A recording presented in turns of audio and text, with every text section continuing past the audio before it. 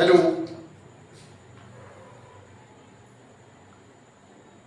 आज मैं आप लोगों को बायोलॉजी से श्वसन चैप्टर के बारे में शॉर्ट विभिन्न पॉइंटों पर हम चर्चा करेंगे और उस चैप्टर से संबंधित मुख्य सभी बातों को हम एक छोटी सी वीडियो के माध्यम से बतलाने की कोशिश करेंगे कि श्वसन वह प्रक्रिया है जिस प्रक्रिया के द्वारा वायुमंडलीय ऑक्सीजन के द्वारा जीवों में भोजन का छोटे छोटे टुकड़ों में इस तरह से बदलना जिससे कि काफी मात्रा में एनर्जी उत्पन्न हो। इन क्रियाओं को श्वसन कहा गया है। तो कुछ श्वसन ऑक्सीजन की उपस्थिति में होता है और कुछ ऑक्सीजन की अनुपस्थिति में भी होता है। जो ऑक्सीजन की उपस्थिति में होता है वायवीय श्वसन और जो ऑक्सीजन की अनुपस्थिति में होता है अवायवीय श्वसन। पेड़ पौधे भी श्वास लेते हैं, वे भी ऑक्सीजन श्वास लेते हैं अपने जड़ों के बुलबुलों के माध्यम से अथवा तने में कहीं पे छोटे छिद्र होते हैं, उन छिद्रों के माध्यम से गैसों का आदान प्रदान होते रहता है। तो ऑक्सीजन लेना और कार्बन डाइऑक्साइड छोड़ना, परंतु कार्बन डाइऑक्साइड के द्वारा पौधे अपने भोजन पत्तियों में संश्लेषित करते हैं, जैसे प्रकाश संश्लेषण करते हैं, परंतु पौधे ऑक्सीजन के रूप में श्वास लेते हैं। अब हम जितने भी छोटे से छोटे जीव और बड़े से बड़े जीव सभी में श्वास लेने की श्वसन क्रिया संपन्न करने की कुछ अलग अलग तरीके होते हैं। कुछ अपनी गलफरे के माध्यम से सांस लेता है, कुछ और अधिकांश जीव नाक के द्वारा नासिका के द्वारा श्वास लेता है। तो आज हम नासिका द्वारा सांस लेने वाले जीवों का, खासकर मानव का एक डायफ्राम प्रस्तुत कर रहा हूं, जिसमें ईश्वर ने दो महत्वपूर्ण पार्ट जोड़े के रूप में हमारी बॉडी में दिया है, जिसमें फेफड़ा भी जोड़े के रूप में है, जो पसलियों की हड्डियों के पीछे सुरक्षित रहता है तो फेफड़ा बहुत कोमल, परंतु पसलियों की हड्डियों के पीछे रहने के कारण वह बहुत सुरक्षित रहता है। परंतु विभिन्न प्रकार के धूम्रपान करने वाले वैसे कोमल फेफड़ों को दूषित करता है, उसमें कालिख लगा देता है, विभिन्न प्रकार के बीमारी उत्पन्न करने का एक उसके लिए फेफड़ा को एक एंटी एंजाइम के रूप में पैदा कर देता है। हमारे शरीर में भोजन का पाचन करने के लिए बॉडी से विभिन्न पार्टों से एंजाइम निकलता रहता है, परंतु फेफड़ा में जो हम बीड़ी सिगरेट का यूज करते हैं उसमें के जहरीले धुएं फेफड़े में जाकर चिपक जाता है, जो धीरे धीरे फेफड़ा को विभिन्न तरह की बीमारियों से ग्रसित कर देता है और उसका लाइफ बहुत छोटा कर देता है। इसलिए हम सभी लोगों को धूम्रपान से बिल्कुल सावधान रहना चाहिए, क्योंकि अनजाने में हमारे द्वारा पिए गए बीड़ी सिगरेट का प्रयोग हमारे कोमल अंग फेफड़ों को प्रभावित कर रहा है। और जब हम श्वास लेते हैं तो ट्रैकिया के माध्यम से ये जाता है फेफड़ों में, और फेफड़ों में दोनों फेफड़ों में ऑक्सीजन जाता है। ये नहीं कि एक से ऑक्सीजन जाता है दूसरे से कार्बन डाइऑक्साइड निकलता है, दोनों में ऑक्सीजन जाता है और दोनों में ब्लड की जो कण होते हैं वह ब्लड के कण से चिपक जाता है। आरबीसी रेड ब्लड का कोशिश लाल रक्त कणिकाएं के द्वारा वह चिपक करके और उसमें हीमोग्लोबिन होता है, उस हीमोग्लोबिन से सम्मिलित होकर के वह हृदय में पहुंचता है। यह हृदय है। फेफड़ा से ऑक्सीजन कहाँ आता है? हृदय में आता है और हृदय से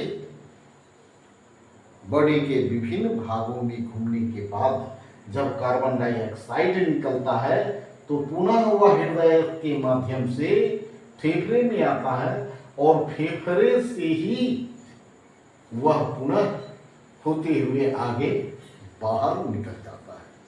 और इस तरह से ये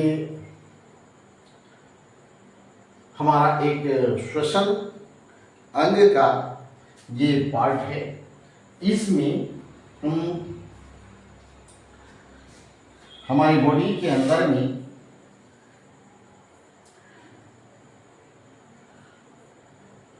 C6, H12 और O6 जितने भी खाना होता है वह ग्लूकोज के रूप में होता है और इसके साथ ऑक्सीजन का रिएक्शन होता है और ऑक्सीजन के रिएक्शन के बाद और इस रिएक्शन को हेल्प करने वाला एंजाइम होता है और इस रिएक्शन से सबसे पहले कार्बन डाइऑक्साइड बन जाता है और इसके साथ साथ H2O भी बनता है और इसके साथ साथ काफी भरपूर मात्रा में ऊर्जा उत्पन्न होता है। इसी ऊर्जा की आवश्यकता होती है शरीर के सारे क्रियाओं को संपादित करने के लिए। तो ये ऊर्जा उत्पन्न करने वाला एक मशीन है। अब हम किस तरह से ये मशीन का अगला कार्यक्रम कैसे होता है तो हम पहले बता चुके हैं कि नासिका के माध्यम से ऑक्सीजन आता है फेफड़ा में और यही फेफड़ा से हीमोग्लोबिन के साथ ऐड होकर के आता है हृदय में। इस और हृदय में जब हीमोग्लोबिन के साथ ऐड हो जाता है तो उसको कहते हैं ऑक्सी हीमोग्लोबिन और वह ऑक्सी हीमोग्लोबिन इस रास्ते से यानी धमनी के रास्ते से आगे की ओर बढ़ता है। और जब यह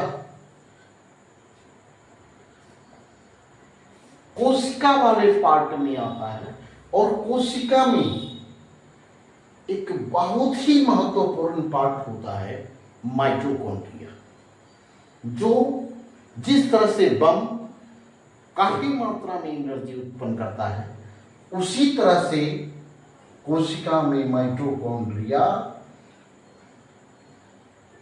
इस हीमोग्लोबिन के साथ आने वाले ऑक्सीजन से मिलकर के एक विस्फोट करता है। और जो ही विस्फोट करता है अंदर में, तो ही अब वह ऑक्सीजन समाप्त हो जाता है, कार्बन डाइऑक्साइड में बदल जाता है, और अब हो गया वह अनऑक्सी हीमोग्लोबिन। ब्लड हीमोग्लोबिन तो चारों ओर चक्कर लगाता है, लेकिन जब वह ऑक्सीजन के साथ होता है तो ऑक्सी हीमोग्लोबिन, जिस व्यक्ति में हीमोग्लोबिन की कमी हो जाती है, ऑक्सीजन नहीं खींचाना माने खींचना मुश्किल हो जाता है। इसलिए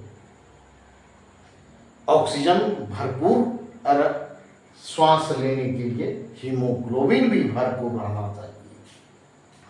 तो हीमोग्लोबिन के साथ जब ऑक्सीजन ऐड होता है तो ऑक्सी हीमोग्लोबिन बनता है। वह कोशिका में उपस्थित माइटोकॉन्ड्रिया से मिलकर के रिएक्शन करता है। अब वह ऑक्सीजन हट जाता है, उसके बदले में कार्बन डाइऑक्साइड बनता है। इसलिए यहाँ की बात उस ऑक्सी हीमोग्लोबिन के बदले कहते हैं कार्बोक्सी हीमोग्लोबिन। जब उसमें कार्बन डाइऑक्साइड सवार होता है तब वह हो जाता है कार्बोक्सी हीमोग्लोबिन, और जब उस पर ऑक्सीजन सवार रहता है तो ऑक्सी हीमोग्लोबिन। और विस्फोट के बाद, भोजन की पाचन करने के बाद जब कार्बन डाइऑक्साइड उत्पन्न हो जाता है, तब उस हीमोग्लोबिन को कहते हैं कार्बोक्सी हीमोग्लोबिन। और यह सीरा वाले रास्ता से होकर के जाता है। ऑक्सी हीमोग्लोबिन धमनी वाले रास्ता से होकर आता है, और कार्बोक्सी हीमोग्लोबिन सीरा वाले रास्ता से आता है। ये भी हृदय से ही निकला, और इसमें प्रवेश भी किया तो हृदय में ही प्रवेश किया। तो निकल रहा है ऑक्सीजन, और उसमें प्रवेश कर रहा है कार्बन डाइऑक्साइड। और ऑक्सीजन जब प्रवेश किया तो ऑक्सीजन इस रास्ते से आ गया, और कार्बन डाइऑक्साइड जब प्रवेश किया तो यह पुनः इस रास्ते से होते हुए, नासिका से होते हृदय के बाद फेफड़े में आता है, फेफड़े के बाद यह नासिका होते हुए बाहर आउट होता है। इस तरह से हमारे शरीर के अंदर में श्वसन की क्रिया हमेशा संपन्न होती रहती है। अगर श्वसन क्रिया में किसी तरह का डिस्टर्ब है तो सबसे पहले हमारा फेफड़ा किसी न किसी रूप में प्रभावित है। हीमोग्लोबिन प्रभावित है। हीमोग्लोबिन की कमी होने पर ऑक्सीजन नहीं खींचा पार लगेगा, और ऑक्सीजन जब नहीं खिंचाएगा तो फिर सही तरीके से भोजन का पाचन नहीं होगा।